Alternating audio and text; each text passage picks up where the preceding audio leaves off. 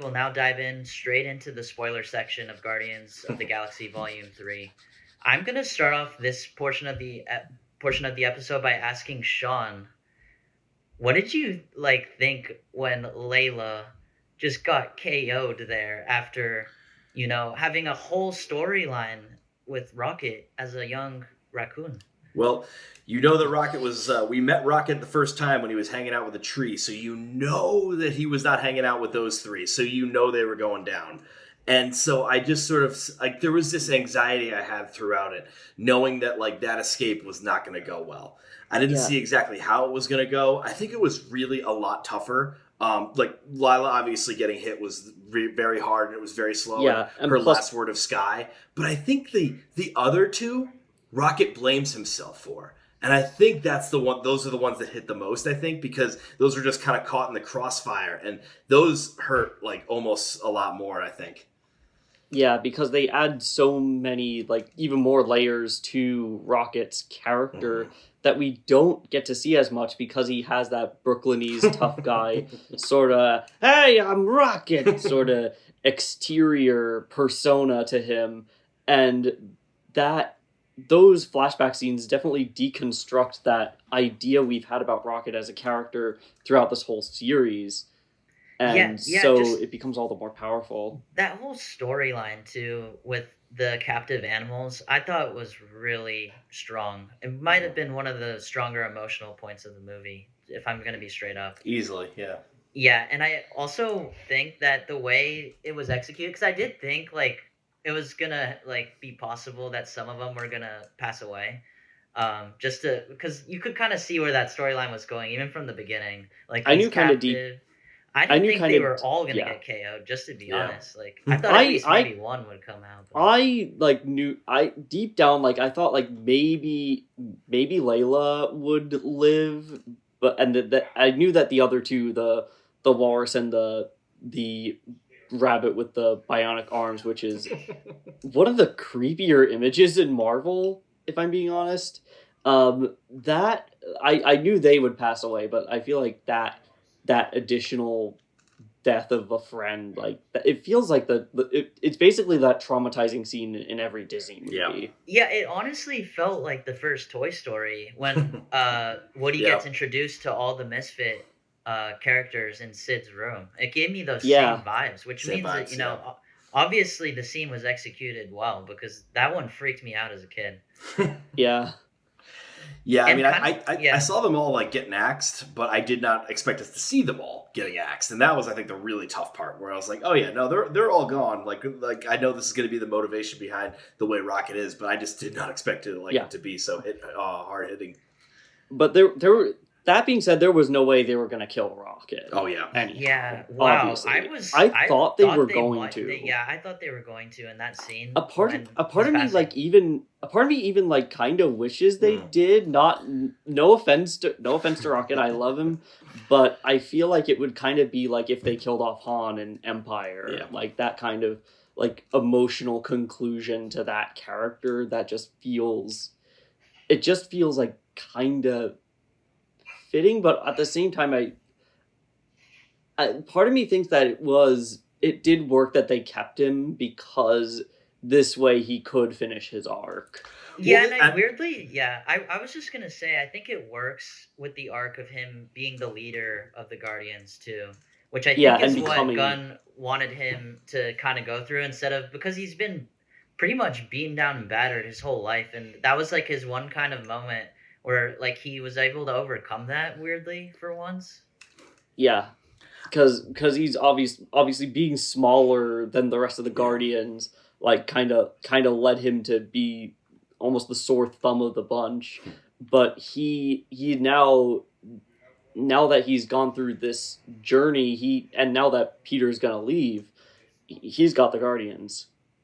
Yeah, I got to give this movie credit, because I expected, I honestly said, well, I kind of expected all of them to die because I think they were like hitting this conclusatory movement.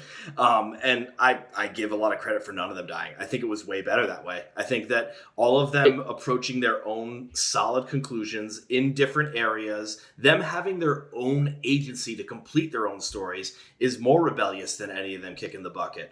And so I love that none of them let die, even though I really do hate a death fake out. Chewie should have died. I think that I look at something like that where, Peter pretty much like his head practically explodes and he still made it was a little bit tough. Yeah.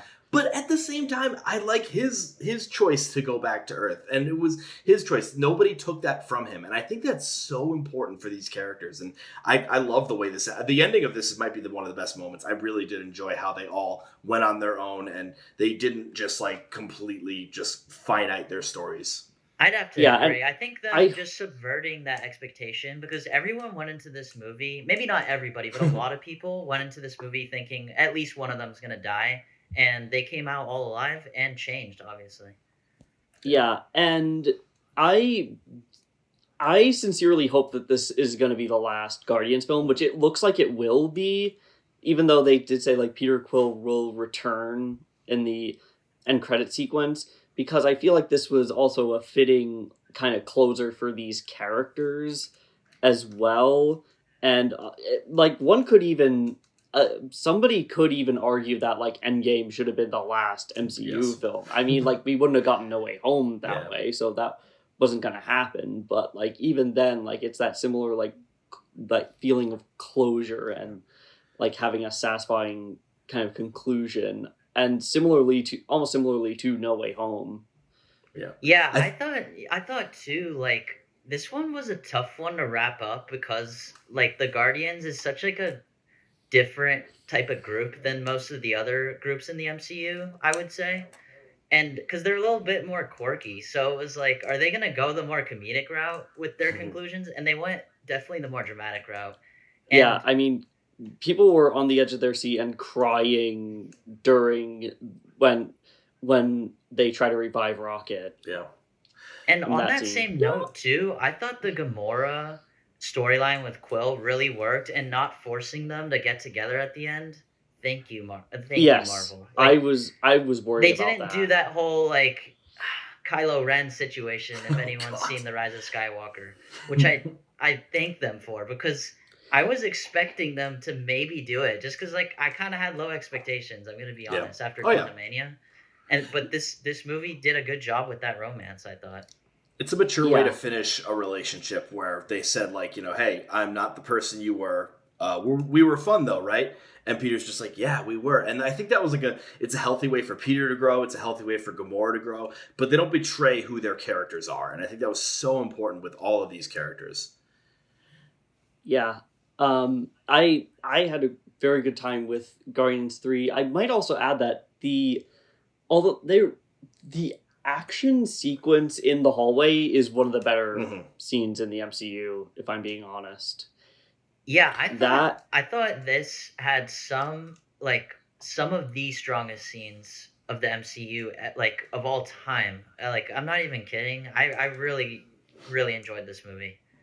Yeah. Yeah. Sean, any moments in particular that really got you hooked? Or I liked the construction of the comedy that they had. I mean, there was a moment where they put the suits in a bin. Again, that doesn't often happen in Marvel when you get immediately after one part of the action set piece, right after something blows up, they have a kind of a cheesy quip afterwards, and then a music pause for comedy, which is I'll admit, as much as I do like the MCU, I have been tiring of that brand of humor. They even did it in Werewolf by Night, which I didn't think really worked in that case. But here, as shown in that moment, I feel like that's really James Gunn's strength as a director, because he's another one of the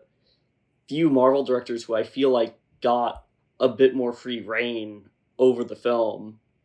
Yeah, and kind of on that note too, there was I a guess not quite moment. as much, not as Yeah, much free reign as in the Suicide Squad, which is just like James Gunn. Basically, what you do when you give James Gunn like 100 billion to do whatever the hell he wants. yeah, and also there was a moment in the movie that was kind of small, but it was basically Drax giving Peter a pep talk about like moving on from Gamora with the help of Mantis's, good advice. And even small moments like that were really landing for me in this movie, and it's because the comedy worked. Yeah, and the one thing I had with one like little pet peeve I had with the holiday special that was somewhat corrected here is that a lot of which is much more comedic than this film is that they, and by the way, if you have not seen the film and have not watched the holiday special, I would do so before seeing Guardians Volume 3 because we get introduced to several characters, including Cosmo the dog, as well as this whole new like section station that is now the Guardians headquarters. Nowhere. Yeah. So it is quite significant in the series and like helps add a bit more to it. There are a lot more scenes with Mantis and Drax in there. But one of the little issues I had is that like a lot of, I guess it's a lot of it focusing on Drax and Mantis, is that a lot of the comedy was just like Drax going like which I mean it's amusing for a couple times, but when you do it a lot, it starts to get stale. But like, and Drax had plenty of that to do in this, but it didn't become tiring because you were able to focus on all of the characters Yeah, kind of just I as honestly much. thought for the most part Drax's jokes landed. Like when he was eating Zarg Yeah, nuts and not offering it to Mantis, I was getting a kick out of it. they're all gone. Yeah, that takes one more very quickly. I think I liked that they had Drax as a little bit more of a stinker in this one. He was just a little bit of a goofy boy, and I think that's what his arc and all this has come into, where he became the goofy dad, and at the very end he became the father. And it's tough because oh yeah, he was a dad in the beginning of this whole thing, and he was like searching for Yeah. vengeance because his family was killed. And I think that that's like a very important road back that he took, and I Yeah, love and that they on did the that for opposite of the spectrum is Nebula, and that creates all that him. interesting tension between the two because she like constantly lashes out at him for making all these somewhat inappropriate jokes for the situation, but like Mantis even says like we love Drax, he makes us laugh, and he and he saves all the kids. Yeah. Yeah, it's such a good father figure, weirdly, because he also has like the goofiness factor with his character that I think I'm gonna say this. If they took Drax in a direction that was more serious, I think he would have been my least favorite Guardian for No. sure. And the fact that they didn't do that, I think I'm like weirdly he's top three for me, if I'm gonna be honest. Oh yeah. I mean, in the first movie, he was just like a strange, odd person that was playing it completely serious the entire time, and he slowly begins to react even Yeah, better and every in single bit, and so he just starts to really react well with everybody. And I think him and Palm are the perfect, Mantis and him are the perfect pair up because they have this balance of emotion and strangeness where one of them they both have an innocence to them, and so that's why they worked in the holiday special together because they're both a little bit dumb, they're both a little bit dim, but they're both a lot of fun to bounce off of each other. Yeah, I think too, like just to kind of cap it with Drax a little bit, is Dave Bautista kind of honed in like more comfortably with the character by the third one. Because I think even the first one, you can argue like I don't know what that character's like motivations yeah, are, and by this last one, I'm like I understand who this guy really is, Oh and yeah. yeah. that's a credit to the actor portraying him. I think we should mention Adam Warlock a little bit because he kind of has a big component in the movie where he saves Peter Quill from dying, Yeah, and right? he has that redemptive arc that I like knew that there were going to be some hints at, but I was not sure if they were going to completely go through with it. And I feel like it for the most part it kind of worked. Yeah, I liked the Adam Warlock of it all because I know a lot of people were critical of the portrayal of Adam in this, and I sort of get it if you're a big fan of Oh yeah. comics and you were really psyched about seeing this character. But I mean, I'm not a big fan of comics, so I don't have that Yeah. attachment. But I loved this idea of like this is an all-powerful being. So what's the weakness? Well, he's taken out of the oven too early, and so he's kind of like a child And in his just, like, mind. And I thought zooms. Poulter nailed that. Poulter was so good. So with good that. in this And, movie. he was just such a funny, goofy, and like I love that. First of all, he was allowed to speak in his accent, which you never hear. Yeah, I love that he was getting on a side note, I find it so funny when so many like American films like end up like casting like UK or Australian, New Zealand actors, and they're just confined to the American accents, and to the point where you're almost like, is this like kind of their second? It almost feels like a secondary dialect. No, I But- even think Oh, yeah. Christian And you Bale can't even- at one point was having trouble going back to his original accent because he was doing so many, American characters essentially. Yeah, and also when he hears native accent, you just can't help but think of the Terminator Salvation tape. Oh, jeez. Oh, good for you. Are there any?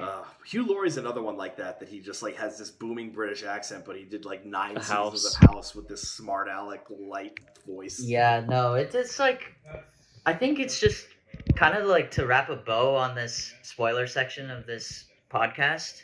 I think that if Gunn doesn't manage some of these counterbalancing comedy and drama, and it's a tight line, I must say, I thought he did it really, really well in this last installment. Yeah, and I am a little cautious about this because it's the DCEU we're talking about, but I am hoping he does like just as much good work in the DCEU as he did for Marvel, because that's a universe with like probably even bigger limitations than this one. Well, that about wraps up our spoiler thoughts on Guardians Volume 3.